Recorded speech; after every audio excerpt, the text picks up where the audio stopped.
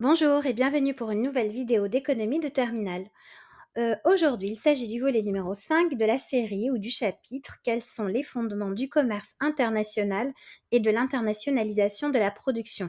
Nous sommes toujours dans le grand 3 du chapitre, grand C, l'existence de gagnants et de perdants des échanges internationaux renouvelle le débat entre libre-échange et protectionnisme. Bien, nous l'avons vu dans la vidéo numéro 4, la participation aux échanges internationaux, crée des gagnants et des perdants.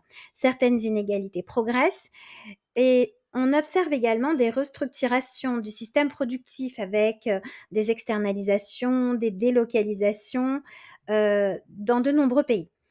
De fait, certains pays, comme les États-Unis ou encore la Chine, mettent en place des politiques actives de limitation des échanges, ce qui réactive un débat ancien entre les partisans du libre-échange et les partisans du protectionnisme.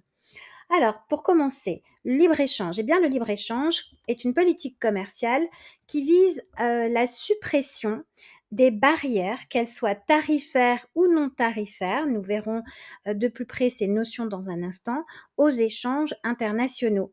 Le protectionnisme, lui, correspond bien à la politique commerciale inverse, c'est-à-dire une politique commerciale visant à mettre en place des barrières tarifaires et non tarifaires aux échanges internationaux afin de protéger les productions locales de la concurrence étrangère.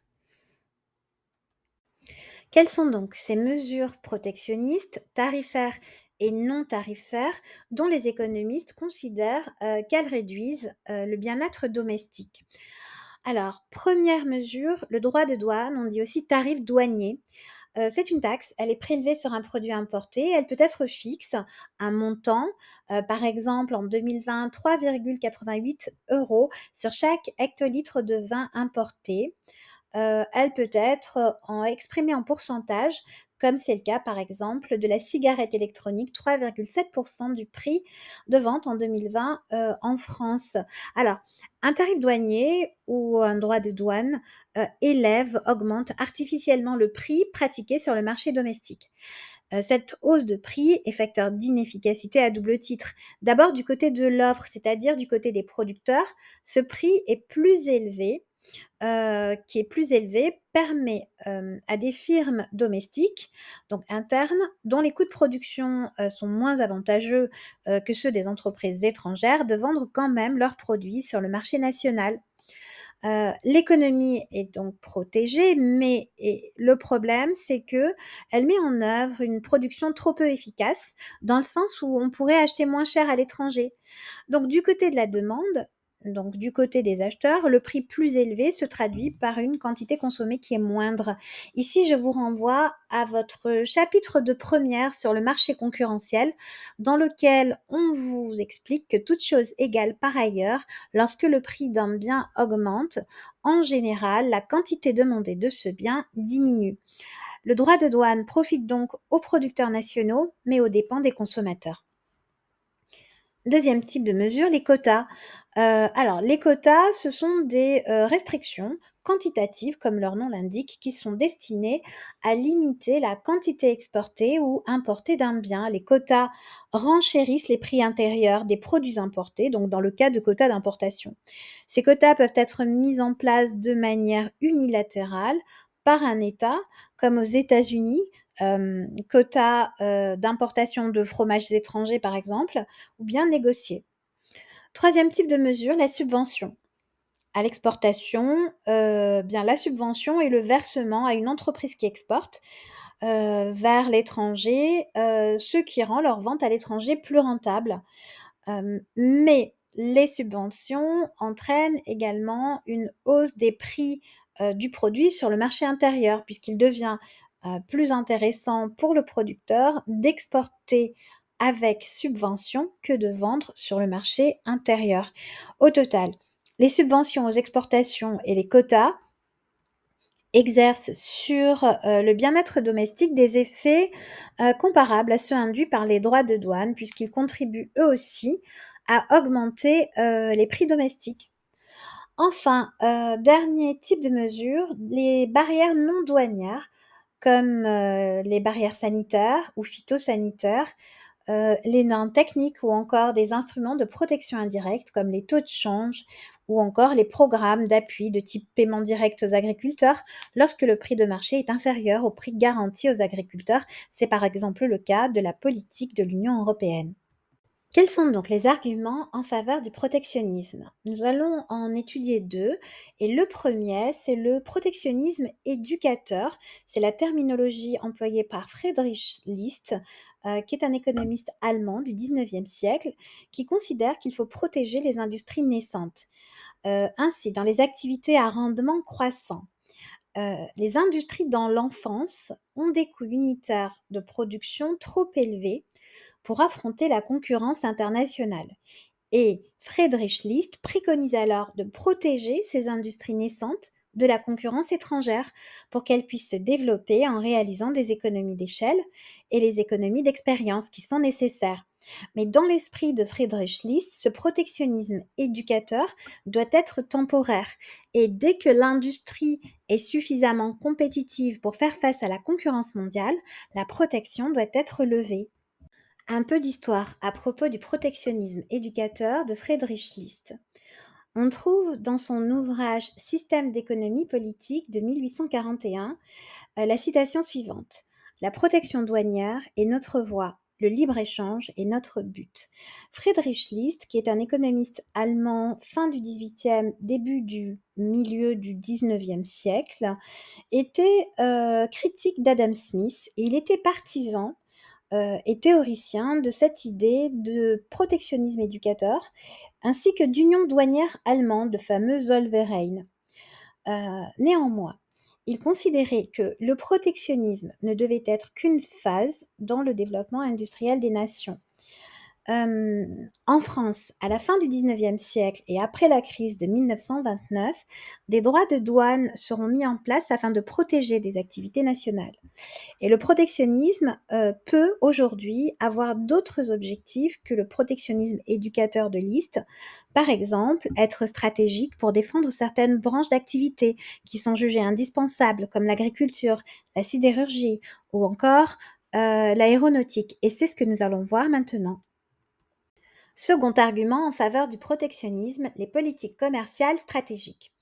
Dans certains secteurs, notamment lorsque les coûts d'entrée, les coûts fixes sont très importants, seules quelques firmes sont en concurrence. Ici, je vous renvoie au chapitre de première dans lequel vous avez étudié les marchés imparfaitement concurrentiels et notamment la structure de marché qu'est l'oligopole, voire le duopole. Ces firmes, peu nombreuses, disposent alors d'un pouvoir de marché qui leur permet d'imposer un prix plus élevé que le prix qui se fixerait sur un marché concurrentiel. Sur le marché mondial, chacune de ces entreprises, peu nombreuses dans ces secteurs oligopolistiques, est en concurrence avec les autres pour s'accaparer des rentes les plus importantes possibles. Dans cette situation, il est profitable pour une économie nationale de subventionner les firmes domestiques pour décourager l'investissement et la production des firmes étrangères, afin que l'économie nationale capte davantage de rentes. Si ce supplément de rente capté par les firmes nationales est supérieur au montant de la subvention, alors le protectionnisme augmente le bien-être domestique. Par exemple, sur le marché mondial domine, sur le marché mondial de l'aéronautique domine l'américain Boeing et l'européen Airbus. Et les stratégies commerciales de chacune de ces firmes illustrent parfaitement l'argument en faveur du protectionnisme. Alors ici, je peux vous renvoyer à la vidéo YouTube qui est réalisée par le Wall Street Journal et dont j'ai mis les références à l'écran et que je vais mettre en description de cette vidéo et qui est, je trouve, particulièrement intéressant. Les critiques du protectionnisme. Alors, la première critique est celle des représailles commerciales. Dans certaines situations, le protectionnisme, évidemment, permet d'améliorer le bien-être domestique, mais cela passe par une diminution du bien-être des partenaires commerciaux des autres pays. Et donc, il y a de fortes chances que les partenaires commerciaux réagissent en faisant subir aux pays protectionnistes des représailles commerciales qui vont annuler les gains de la mesure initiale. Et la guerre commerciale entre les États-Unis et la Chine depuis 2018 permet d'illustrer ce problème des représailles. Par exemple, en 2018, au mois de mars, les États-Unis annoncent des taxes sur les importations américaines d'acier et d'aluminium. Et ces taxes sont relativement importantes. Ce sont des taxes exprimées en pourcentage, 25% sur l'acier chinois et 10% sur l'aluminium. Quelques jours plus tard, le 28 mars, une liste de 128 produits américains sont visés par des droits de douane en Chine allant de 15% à 25%, etc., etc., jusqu'à la fin juillet. Et cette guerre commerciale n'est pas terminée, elle est larvée, elle se poursuit aujourd'hui. Deuxième critique à l'encontre du protectionnisme, Heu, l'internationalisation des chaînes de valeur rend moins pertinente l'option du protectionnisme. On l'a vu dans la vidéo numéro 3, étant donné le fractionnement des chaînes de valeur mondiales, les produits, on l'a vu, franchissent plusieurs fois les frontières avant d'atteindre le consommateur final. Heu et les liens ainsi créés, du fait des échanges de produits intermédiaires, a priori, réduisent les incitations des pays à se protéger. Par exemple, en 2015, la part de la valeur ajoutée étrangère contenue dans les exportations françaises s'élevait à 21%. Les entreprises françaises sont donc fortement intégrées dans les chaînes de valeur mondiales et elles dépendent de l'extérieur pour s'approvisionner en intrants. De ce fait, mettre en place des mesures protectionnistes renchérirait les importations françaises de biens intermédiaires, augmenterait les coûts de production, réduirait la compétitivité prix et se traduirait par une réduction des performances à l'exportation.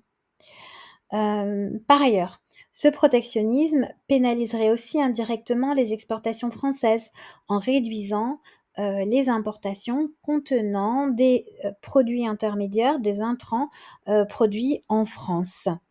Alors, malgré tout, les récentes mesures protectionnistes prises par les États-Unis dans le but de rapatrier une partie de la chaîne de valeur sur leur sol vont à l'encontre de cette tendance. Mais est-ce que les États-Unis peuvent se protéger avec une telle politique commerciale? Les économistes en doutent et de nombreux débats se déroulent à ce sujet. Figure 3, le protectionnisme. On retrouve ici les principales mesures protectionnistes, droits de douane, mesures sanitaires et environnementales, protection des producteurs domestiques et subvention des producteurs domestiques. Les avantages, favoriser la production et l'emploi local, permettre aux industries naissantes de se développer. Les inconvénients, risque de rétorsion de la part des pays, hausse des prix, baisse de la productivité, avantages de secteurs politiquement influents. Au final, dans la deuxième moitié du XXe siècle, le libre-échange semble se généraliser car les droits de douane ont été fortement réduits ou bien supprimés, notamment grâce aux différents cycles de négociation du GATT. Alors, le GATT, vous n'avez pas besoin de connaître beaucoup de choses là-dessus, hein. Ce n'est pas au programme de terminale, simplement c'est un accord général sur les tarifs douaniers et le commerce qui correspond à un ensemble de règles qui ont été élaborées après la Deuxième Guerre mondiale pour faciliter les échanges commerciaux internationaux. En fait, le GATT encourage les États signataires à lever les freins au commerce international, notamment par la réduction des droits de douane. À la fin du XXe siècle, le GATT, qui s'est révélé moins adapté au fonctionnement du commerce international, a été remplacé par l'Organisation mondiale du commerce, l'OMC, en 1995. Euh, bon, le protectionnisme n'a toutefois pas disparu totalement malgré cette réduction très forte des droits de douane, car d'autres moyens ont vu le jour, notamment les mesures non tarifaires dont nous avons parlé, comme les quotas, les manipulations des taux de change, les subventions versées par les États pour avantager leurs entreprises nationales, etc. Le protectionnisme au final, peut apparaître avantageux car il favorise la production et l'emploi local et il permet aux industries naissantes de se développer, tout comme les activités stratégiques qu'il protège.